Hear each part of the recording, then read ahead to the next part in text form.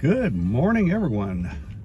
Welcome back for another installment of GX460 Studios, coming at you today from Studio B, located in beautiful, sunny Starbucks, California. I'm Daryl, and want to talk to you very briefly about fear.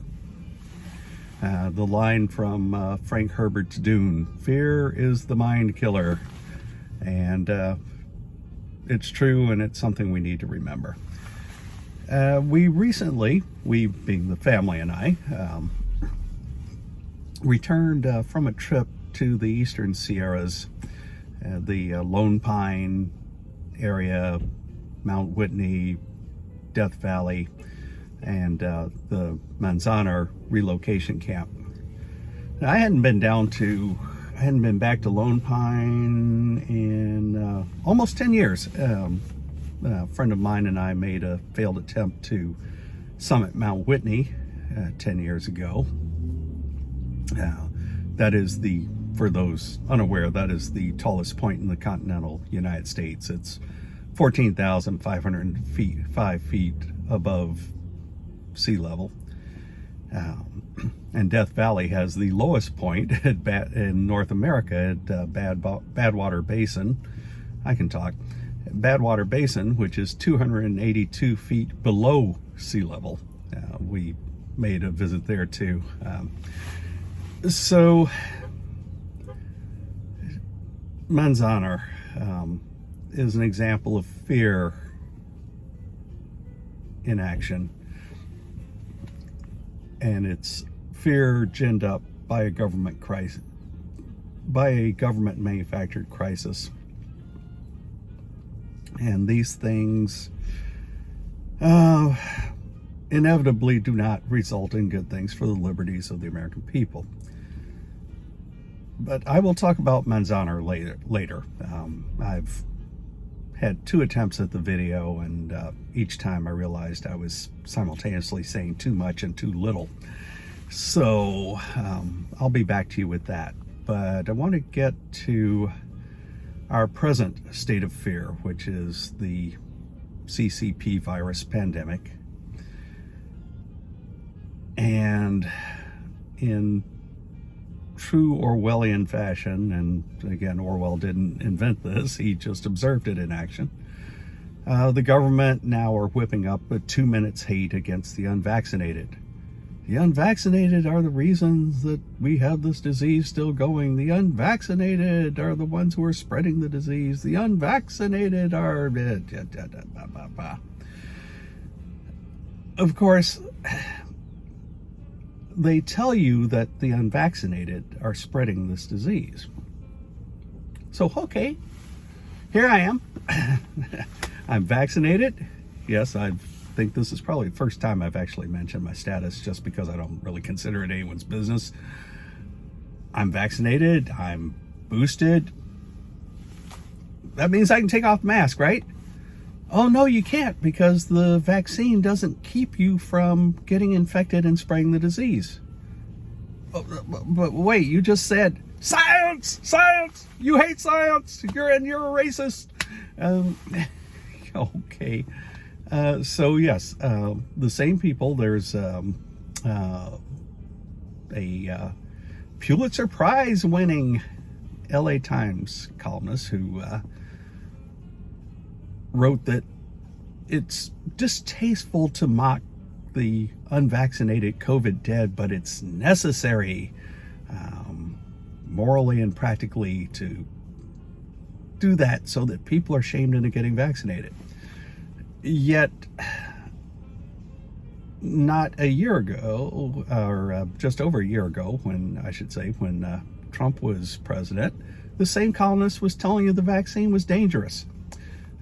Just like Kamala Harris. I wouldn't take a vaccine to vote Donald Trump. It would be too dangerous. And then, she's there getting the vaccine, and now she's demanding everybody get it. So when you question the science of this and think it may be about politics, of course, they immediately scream that you're a right-winger and you're anti-vax and you hate science and you're probably a racist and da-da-da-da-da-da-da. But the masks have become the emblem and instrument of political authority.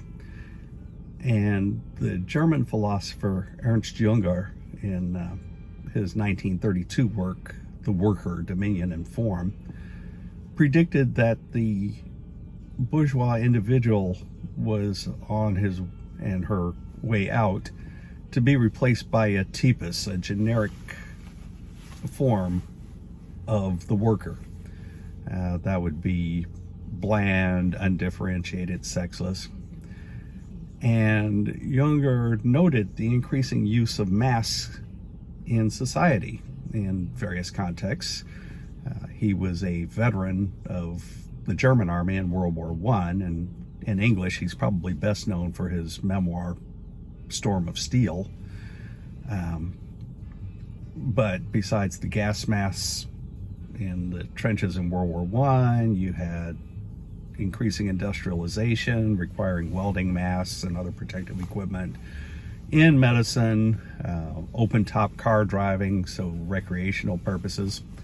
And Jünger predicted that masks would be a tool to enforce conformity. And our political leaders certainly don't seem too eager to give those up.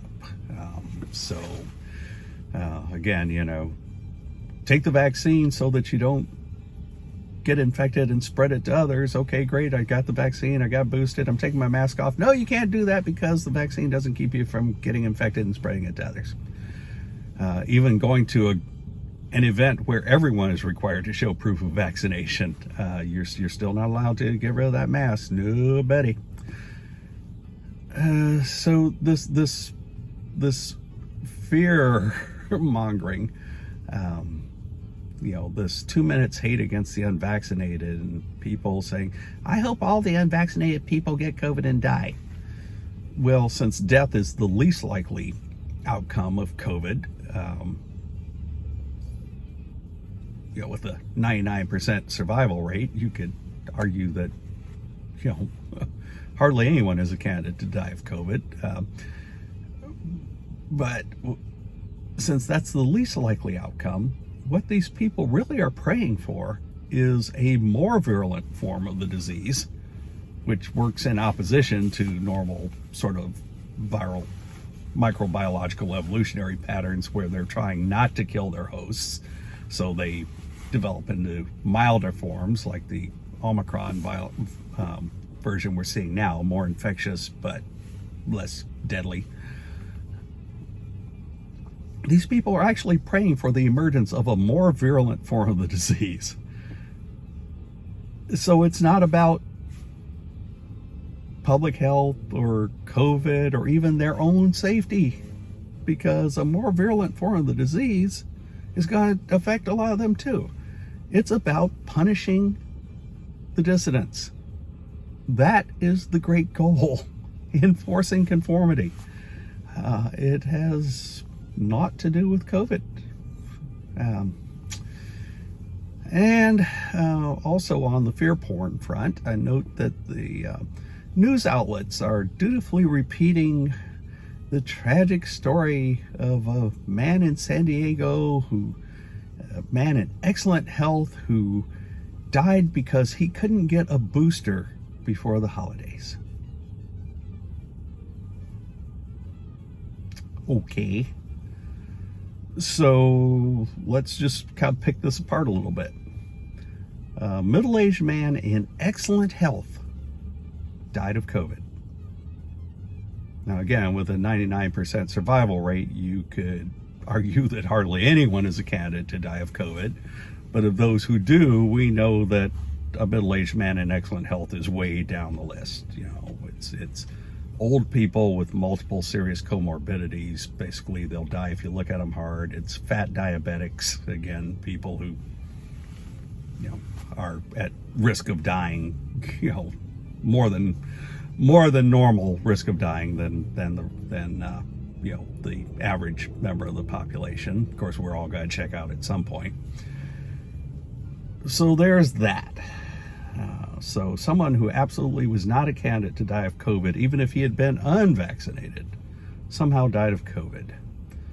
And again, the vaccines are sold that simply the insertion of the needle into the deltoid has these talismanic properties that will protect you from death or serious illness due to the virus. Just getting the jab. It doesn't even have to actually start working in your system. You just have to get jabbed.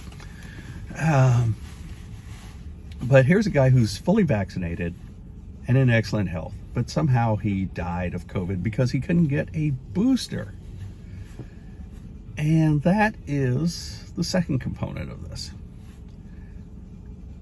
San Diego is a major American city. It's not some remote frontier outpost. It's not Timbuktu. It's San Diego. It's home to a substantial chunk of the U.S. Pacific Fleet.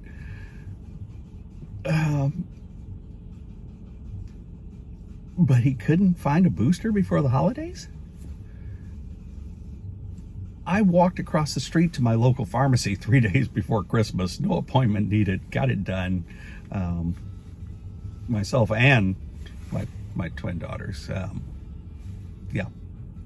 But somehow he'd been searching for weeks and just could not get an appointment to get a booster.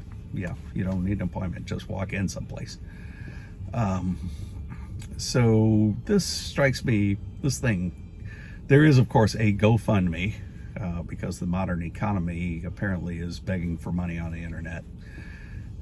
There is a GoFundMe supposedly to pay for his funeral expenses, but I'm just sort of going to say it's a GoFundMe scam, which we've seen before.